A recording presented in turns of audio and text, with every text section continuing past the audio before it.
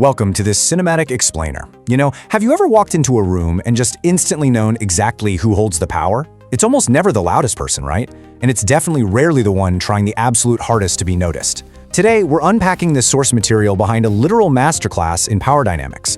We're going to deconstruct those invisible forces that dictate who leads and, well, who follows. So settle in, get comfortable, because we're preparing for an intense, unfiltered look at what the text calls the architecture of dominance. Life is a game, and in this game, only the powerful win. Just let those words from the text sink in for a second. We aren't here today to debate morality. Not at all. We are here to decode the absolute, ultimate rules of human behavior, exactly as they're laid out in our source text. This is all about stripping away those polite fictions of society to look at the raw, undeniable mechanics of human interaction. We're breaking the fourth wall today because, honestly, to really understand this text, you have to be willing to look at the world strictly as a strategist. Which brings us to the core mystery of our entire journey today. What actually happens when you decode the dark psychology of dominance? It's a pretty chilling question when you think about it. As we unpack all this material, we're going to trace a very deliberate path. We'll start deep within the mind, focusing on ironclad internal control, and then we're going to watch how that internal fortress translates outward into a frankly devastating physical projection. Pay super close attention to how these concepts build on one another. Okay, let's dive into this. Mastering your emotions. The text argues that the foundation of becoming truly dangerous, and I mean that in a strictly strategic sense, doesn't actually begin with how you treat other people. It begins entirely with you. Think of your mind like a fortress. The source text draws a really profound contrast here. On one hand, you have losing your temper. In this strategic game of life, losing your cool is literally like bleeding in shark-infested waters. It shows the whole world exactly where your vulnerabilities are. It signals, hey, I can be triggered, I can be manipulated. But the alternative? The alternative is completely strategic.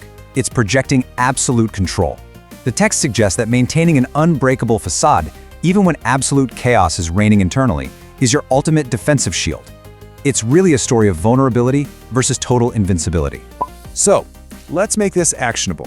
The text lays out some pretty ironclad rules for us. First up, never lose your temper. Seriously, getting you angry shouldn't be an easy task for anyone. You have to make people work for a reaction, and ultimately you deny them the satisfaction. Second, keep those emotions under strict control. And you know what the most pragmatic advice of all is here? If you can't control the emotion in the moment, you simply must fake it. Masking your true feelings is your first, and frankly your most vital, line of armor against anybody who would seek to diminish your standing. And this brilliantly illustrates our core concept. According to our source material, dark psychology isn't about some mystical Jedi mind control. No, it is fiercely practical.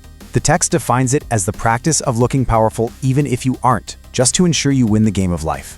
It's this incredibly cynical realization that perception very, very frequently completely dictates reality. If you can command the perception of power, the actual mechanics of power will eventually just fall right into your lap. So, now that we've established that fortress of internal control, how do we project that into the physical world? According to the text, outward dominance starts with the most revealing part of the human body, the eyes. We are entering the territory of the cold gaze. Look, every single day, we engage in dozens of these silent psychological battles. The text explains that the exact split second you decide to break a stare and look away first, you have made a losing move. You're sending this primal message of submission, essentially yielding the psychological high ground. So what's the victor's tactic? Staring right back with a cold, completely unbothered gaze. It's a silent declaration that you are utterly unmoved by their presence. Never look away. First, take a second to really absorb the absolute weight of that rule. It is a subtle, almost invisible psychological trick, but let me tell you, its impact on the dynamic between two people is absolutely monumental.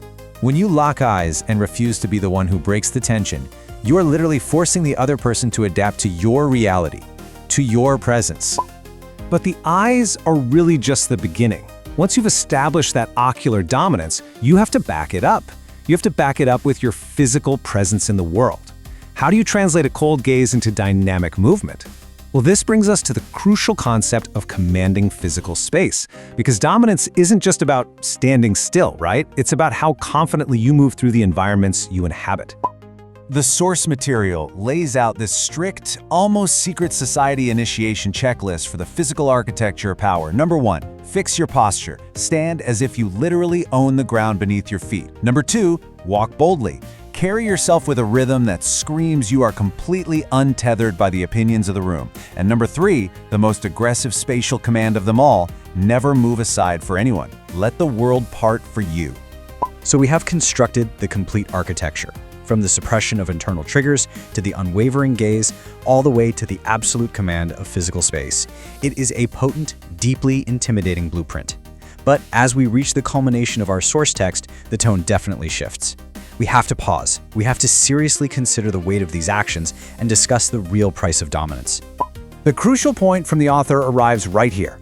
Dark psychology is always interesting. Just don't misuse it. Now, this isn't some throwaway line. It is an explicit, direct warning from the text itself. The tools we've unpacked today are intensely powerful. They can manipulate dynamics, they can alter perceptions, and they can completely upend social hierarchies. But wielding this kind of psychological weapon without strict discipline, that is a fast track to disaster. And just like that, we've reached the end of our journey through this fascinating material. You now understand the blueprint. You know the text's secrets of emotional masking, the sheer weight of the cold gaze, and the undeniable power of commanding physical space. The source has handed you the raw materials, but the ultimate decision? Well, that is yours alone. You have the architecture of dominance. How will you use it? Keep that question rolling around in your mind as you step back out into the real world.